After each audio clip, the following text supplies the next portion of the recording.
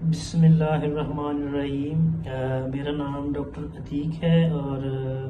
मैं इस वक्त मौजूद हूँ doctor Ateeq veterinary clinic Gulberg Lahore में। और आज जो चीज़ हम डिस्कस करेंगे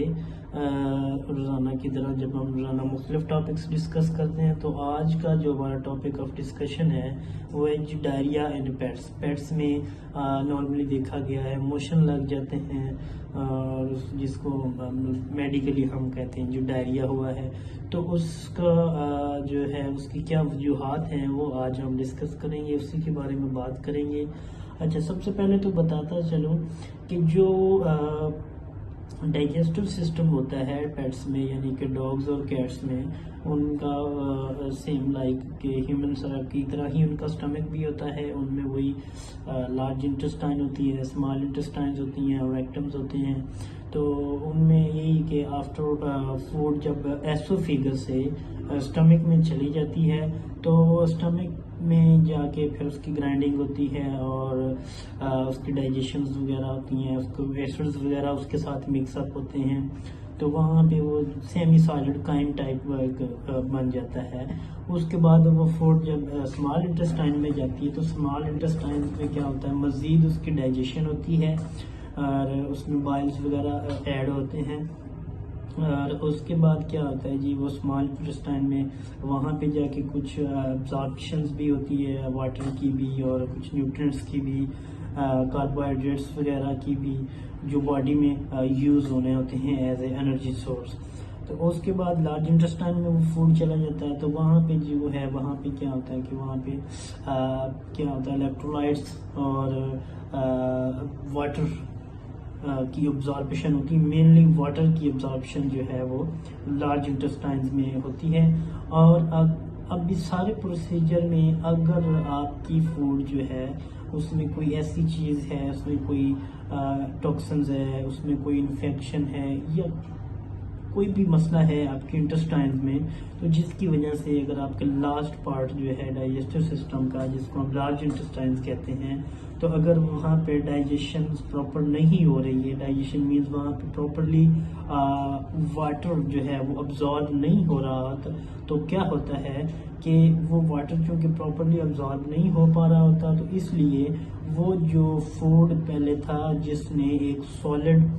स्टूल में चेंज होना है, वो सॉलिड स्टूल में नहीं चेंज होता है, वो उसी तरह ही रहता है जैसे वो स्मॉल इंटेस्टाइन से आता है और वो पानी के साथ वाटरी फ्लूइड टाइप जो है ना वो आपके रेक्टम से पास आउट होता है। तो ये सारी रीज़न है कि डायरिया क्यों होता है। आपको समझ गए होंगे कि उसमें वाटर की जो है अब्जॉर्प्शन जो है वो रुक जाती है लार्ज इंटेस्टाइन्स में, तो उस वजह से वो जो है अब उस क्यों रुकती है एब्जॉर्प्शन, उसकी कई वजूहात हैं, वो डिफरेंट चीज़ें हैं, वो एक अलग चीज़ है। तो अब जो मेन चीज़ है कि डायरिया क्यों होता है, उसकी क्या वजूहात होती हैं, उसमें सबसे पहले तो ये आ जाता है कि आपका जो पेट है, डॉग है या कैट है, उसको आप ट्रीट चेंज कर देते हैं या फूड चेंज कर देते हैं, तो उसका सिस्टेमिक जो है उसके सिस्टेमिक एक पैरामीटर्स होते हैं वो चेंज हो जाते हैं, तो जिसकी वजह से वो वाटर सही तरह अब्जॉर्ब नहीं हो पाता और उसको डायरिया हो जाता है। उसके अलावा क्या आ जाता है, उसको कोई एंग्जाइटी है, उसको कोई स्ट्रेस है, वो स्ट्रेस किसी वजह से भी हो सकता है, वो स्ट्रेस आप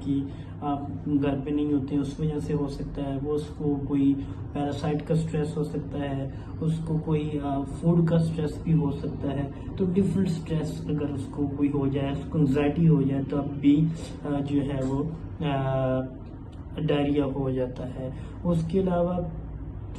कोई पैरासिटिक इन्फेक्शन हो गया है, पैरासिटिक का मतलब उसमें कोई टेप वर्म्स, राउंड वर्म्स या कोई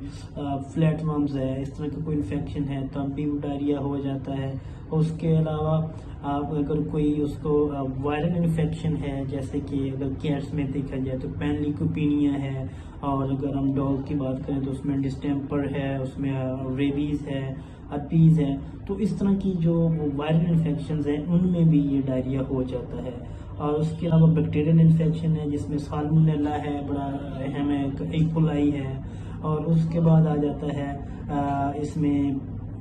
अगर कोई टॉक्सिन इंजेस्ट कर लेता है आपका डॉग तब भी, या पॉइजन इंजेस्ट कर लेता है तो तब भी डायरिया हो जाता है। उसके अलावा कौन सी टॉक्सिन्स के अलावा अगर आपका कोई डॉग बोन्स को डाइजेस्ट कर लेता है या किसी गार्बेज को इंजेस्ट कर लेता है, स्पॉइल्ड फूड को खा लेता है, तो उसमें भी चूंकि बैक्टीरिया जाम्स होते हैं तो उसकी वजह से भी डायरिया हो जाता है। उसके अलावा अगर कोई आपके उसको एनिमल को या पेट को या डॉग को कोलाइटिस है जिसको कहते हैं गॉल ब्लैडर की इन्फेक्शन है, या कोई इंटेस्टाइनल कैंसर है, तो उसकी वजह से भी उसको ये डायरिया होता है। और उसके अलावा जो अगर लार्ज इन्फेक्शन हो, कोई कोलोन का इन्फेक्शन हो, तब भी वो उसको जो है वो इन्फेक्शन हो जाता है, विच लीड्स टू डायरिया। और मेडिसन से भी कुछ मेडिसन हैं जो अगर ओवरडोज हो जाए तो तब भी डायरियल कंडीशंस हो सकती हैं। तो ये डिफरेंट जो कुछ चीज़ें हैं जो मैंने आपको बताई हैं, तो ये इनसे आप कोशिश करें अपने पेट्स को आप अवॉइड करें, इन सारी चीज़ों से, एंजाइटी से बचाएं।